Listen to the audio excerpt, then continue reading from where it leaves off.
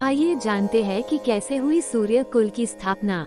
अगर आप लोगों ने इस वीडियो के पार्ट 1 का वीडियो नहीं देखा है तो भाग 1 के वीडियो का लिंक नीचे डिस्क्रिप्शन बॉक्स में दिया गया है। लिंक पर जाकर इसका भाग 1 का वीडियो जरूर देख लें, तभी इसका भाग 2 का वीडियो समझ में आ पाएगा। ये वीडियो देखने से पहले इस चैनल को लाइक, शेयर और सब्सक्राइब करके अपना सपोर्ट बनाए रखिए।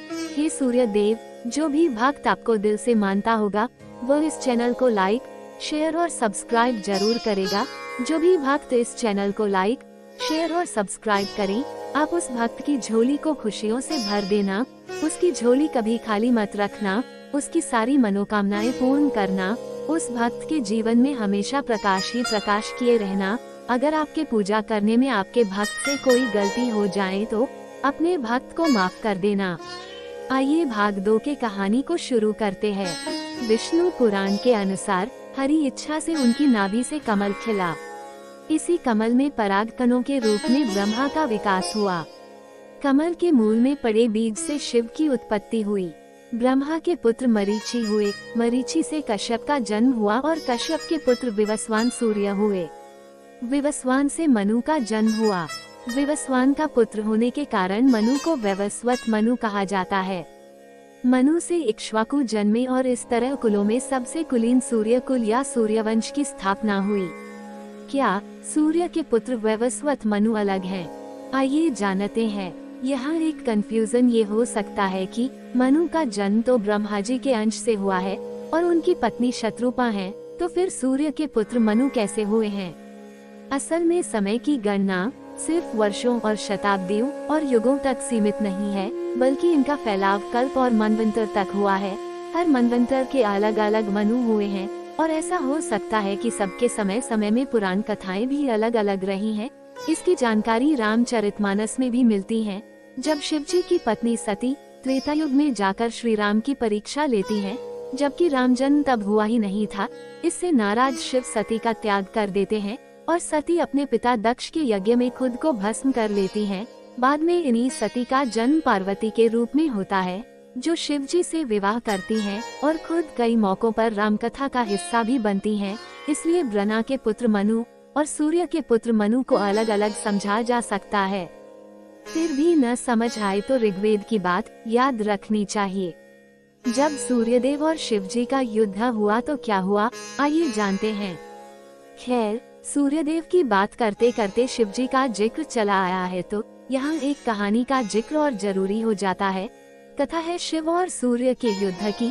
पुराण कथाओं में वर्णन है कि एक बार सूर्यदेव और शिव में भयंकर युद्ध भी हुआ था।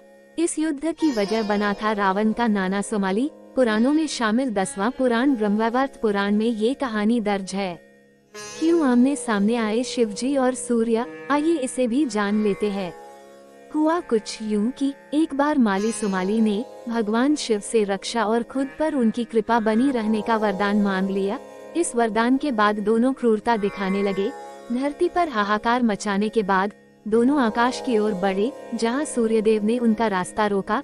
इस पर दोनों सूर्य से ही युद्ध करने लगे। सूर्य के अमोघ अस्त्रों के आगे उनकी एक नहीं चली, तो उन्होंने वरदान के तहत महादेव को पुकारा।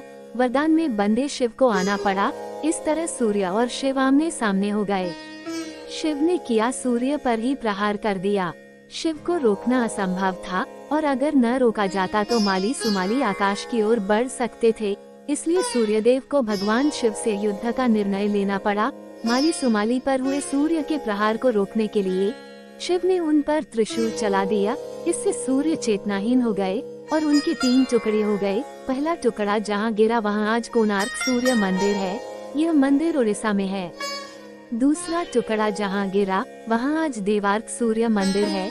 यह मंदिर बिहार में मौजूद है।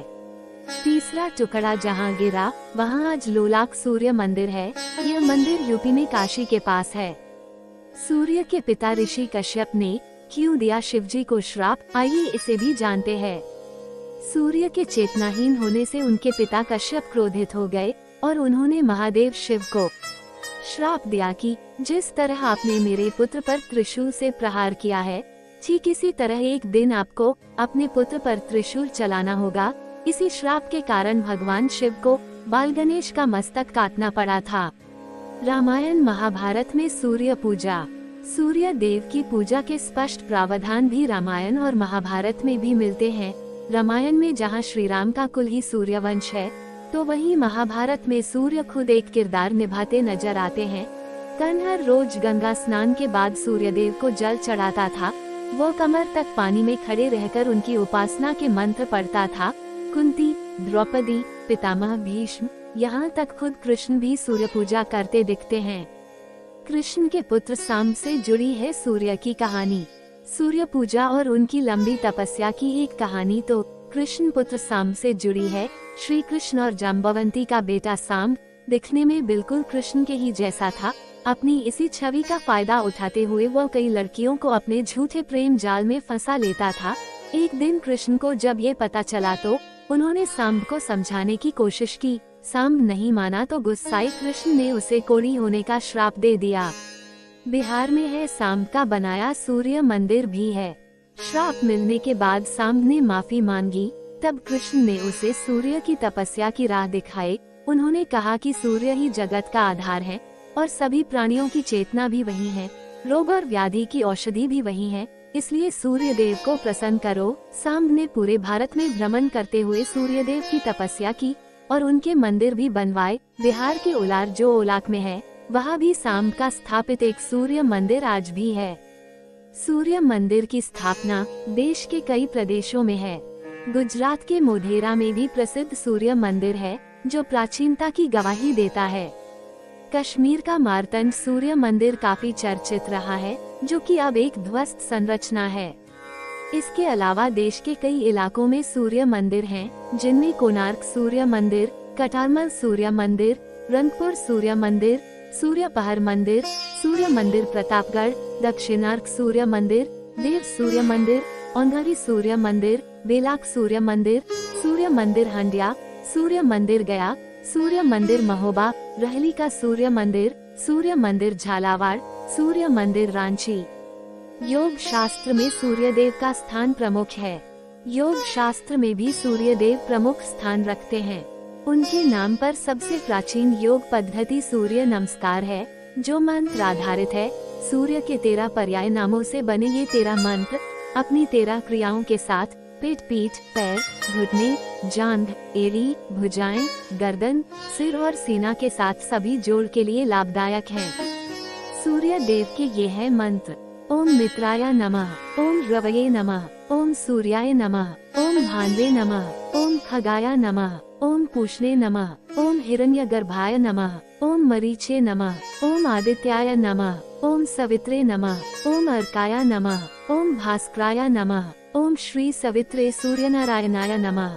कुल मिलाकर ये है कि सूर्य वाकई ही इस संसार की आत्मा है। भारतीय जनमानस के लिए वह सिर्फ विटामिन डी का सोर्स नहीं है, बल्कि सकारात्मकता का पर्याय है, त्याग की भावना का उदाहरण है, खुद जलकर समस्त संसार को प्रकाशित करने का संकल्प है, अपर दीपो भव की प्रेरणा है। इसीलिए सूर्य वैदिक युग से लेकर आज तक प्रतिष्ठित है और भारतीय जनमानस को प्रेरित करता है कि हम थोड़ा ही सही, लेकिन सूर्य जैसा बने। हमें उम्मीद है कि ये वीडियो आप लोगों को पसंद आया होगा। ऐसे ही वीडियो देखने के लिए इस चैनल को लाइक, शेयर और सब्सक्राइब जरूर करें। और जो भी भक्त इस चैनल को लाइक, शेयर और सब्सक्राइब करें, हे सूर्यदेव, आप उस भक्त पर अपनी कृपा हमेशा बनाए रखना, उसकी सारी मनोकामनाएं पूर्ण करना, उसे किसी प्रकार का कष्ट मत होने देना, उसका जीवन हमेशा प्रकाशमय हो। जय सूर्य देव।